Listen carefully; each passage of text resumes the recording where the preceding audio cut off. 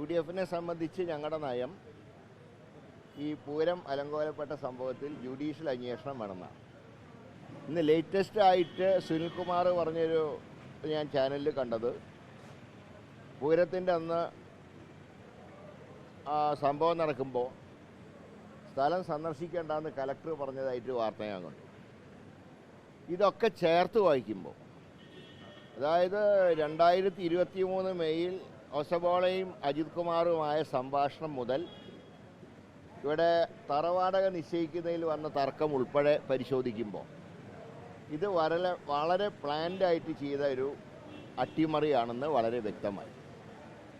ഇതിന് പുറമെയാണ് വെടിക്കെട്ട് തടസ്സപ്പെട്ട സമയത്ത് ആംബുലൻസിൽ അന്ന് സുരേഷ് ഗോപി കടന്നു വന്നു.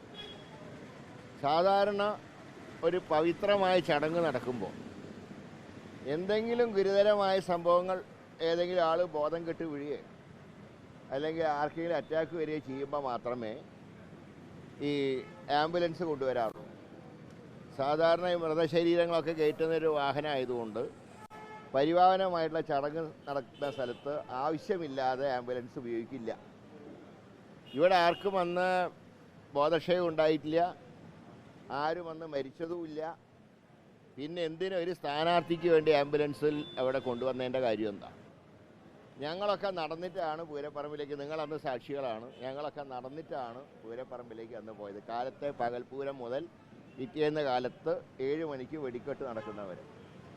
ഇങ്ങനെയൊക്കെയുള്ള സാഹചര്യത്തിൽ ഇത് അട്ടിമറിച്ച് ഇവിടെ സാംസ്കാരിക തലസ്ഥാനത്ത് നിന്ന് ഒരു BJPയുടെ MP വിജയിപ്പിച്ചതിൽ പിണറായി വിജയൻ്റെ ഗൂഢാലോചനയാണ്. ഇപ്പോൾ അതിനുശേഷം കരുവണ്ണൂർ ബാങ്കും കേൾക്കാനില്ല, എക്സലോജി കമ്പനിയെക്കുറിച്ചൊന്നും കേൾക്കാനില്ല, പിന്നെ സ്വർണ്ണക്കടത്തിനെക്കുറിച്ചൊന്നും കേൾക്കാനില്ല, അതുപോലെ തന്നെ കൊടകര കുഴപ്പണവും ഇപ്പോൾ കേൾക്കാനില്ല. ഇതൊരു പരസ്പര സഹായ സഹകരണ സംഘമായി പിണറായി BJP മാറിയിരിക്കുക. ഇനി നാളെ CPI മുന്നണിയിൽ നിന്ന് പിന്മാറിയാൽ പോലും BJP വെച്ചുകൊണ്ട് അത് മാനേജ് ചെയ്യാനാണ് പിണറായി ഇപ്പോൾ ശ്രമിക്കുന്നത്. അപ്പോൾ അൻവറും വേണ്ട, CPIയും വേണ്ട, സുനിൽകുമാറും വേണ്ട, ഞങ്ങൾക്ക് മോഡി മതി എന്നുള്ള രീതിയിലേക്ക് പിണറായി എത്തിച്ചേർന്നിരിക്കും. അതുകൊണ്ട് ഞങ്ങൾ പറയുന്നത് ഇനി ഏറ്റവും നല്ലത്, ഞങ്ങളേതായാലും ജുഡീഷ്യൽ അന്വേഷണത്തിൽ കുറഞ്ഞ ഒരന്വേഷണമായിട്ട് ഞങ്ങൾ സഹകരിക്കും. ഇനി പിണറായി സത്യത്തിൽ ചെയ്യേണ്ട ഒരു കാര്യം, ഞങ്ങൾ ഡിമാൻഡ് ചെയ്യുന്നൊന്നുമില്ല, ഏതായാലും 2 ബൈ-ഇലക്ഷൻ നടക്കാൻ പോവുകയാണല്ലോ, നിയമസഭ വിരിച്ചുവിട്ട് ഇലക്ഷന് പോവുകയാണല്ലോ. കാരണം നിങ്ങളുടെ കഴിഞ്ഞ തെരഞ്ഞെടുപ്പിൽ നൽകിയ എല്ലാ മാൻഡേറ്റ് നിങ്ങൾ കാറ്റിൽ പറത്തി, നിങ്ങൾ ന്യൂനപക്ഷങ്ങളെ വഞ്ചിച്ചു. കഴിഞ്ഞ തെരഞ്ഞെടുപ്പിൽ പറഞ്ഞത് ന്യൂനപക്ഷങ്ങളെ ഞങ്ങൾ സംരക്ഷിക്കും, മോഡി എന്ത് നിയമം കൊണ്ടുവന്നാലും ഞങ്ങൾ നടപ്പാക്കില്ല എന്ന് പറഞ്ഞ് ന്യൂനപക്ഷങ്ങളുടെ വോട്ട് വാങ്ങിയിട്ടാണ് അധികാരത്തിൽ വന്നത്.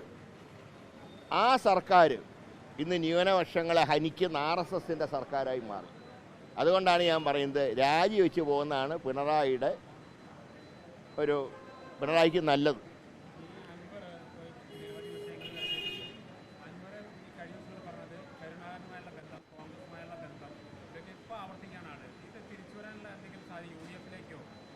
ഞങ്ങൾ അതിനെക്കുറിച്ച് ഇപ്പോൾ ചർച്ച ചെയ്യുന്നില്ല. അതൊക്കെ ഭാവിയിൽ ആലോചിക്കേണ്ട കാര്യങ്ങളാണ്. അത് പാർട്ടിക്കകത്ത് ചർച്ച ചെയ്യണം, UDFൽ ചർച്ച ചെയ്യണം. ഏതായാലും അന്നൂർ ഉന്നയിച്ച ആരോപണങ്ങൾ ഗൗരവമുള്ളതാണ്. അതിനെക്കുറിച്ച് അന്വേഷണം നടത്തണം.